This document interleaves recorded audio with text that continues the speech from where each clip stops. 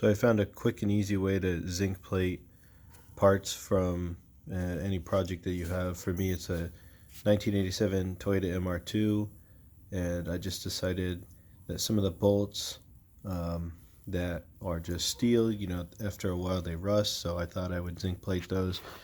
So I have one in here right now. And the solution I found online, it's pretty easy. You just need some of this corn syrup. You need Epsom salt, and then you need zinc. Forget what it's called. Zinc sulfate. And I bought this on eBay. I think I got two of these bottles for $20. You probably found a better deal. I just was real quick, bought the first one I saw, and then I have a hobby charger as well. This is an iCharger 106B. I used to be big into drones and just any RC stuff, and so I had this for batteries. And if you do foam cut, you can set it to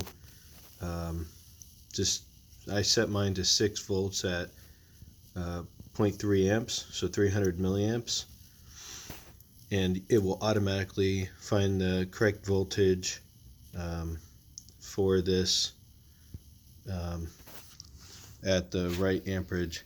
I don't really know what it's doing, but it just figures out that it's 1.63 volts for my solution. If your solution is better at conducting electricity, then it will probably be a little higher, but mine is a little bit more diluted because I did a 2 gallon. This is a 2-gallon bucket.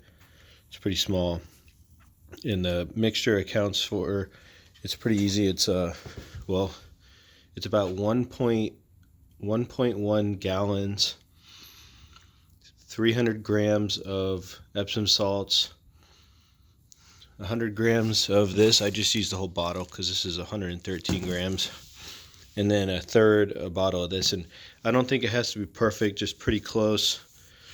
Maybe with the salt, try to keep it as accurate as possible, because if you put too much salt in it, won't dissolve.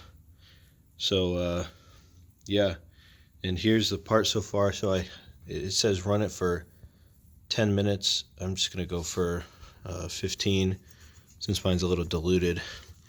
But here's the part. You can see that my brass piece I have here, I just have I had a piece of brass sheet. I was able to cut a strip out and then kind of bend it. You can see the brass sheet has zinc plate on it, and the bolt has zinc plate on it. And there's some stuff floating around in the water. I think that's just from the Epsom salt, because the Epsom salt smelled like mint, and it doesn't seem like it's mattering right now. So also you have to have a zinc anode. So this is just a piece of zinc that I got for eBay. I think this was $10. Just 100% zinc, and I drilled a hole through it, and then I put this copper wire. This is just I think this is 14 gauge, 14 AWG.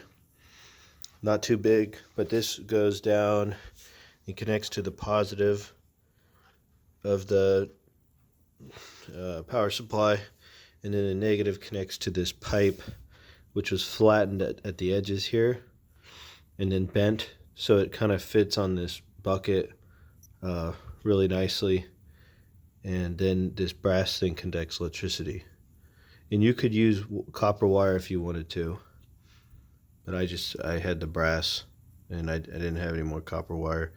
It's pretty stable too, and it's smooth. I can move it around to agitate it, and it's really smooth. Probably cut it thinner next time. But yeah, the next piece will be a hose clamp. It's in this solution right now of Zep rust remover, and it's a type of acid that really eats away rust and just anything that's not, it will eat the steel away, but it will also eat away paint and whatever's on the thing, the part that you put in there, if you leave it overnight. you got to be careful with it. But that's in there, and then when I come back, I'll be putting that part in and seeing how that works, because all the hose clamps on the MR2, they start to rust after a while, and they just, it's not pretty. So stay tuned.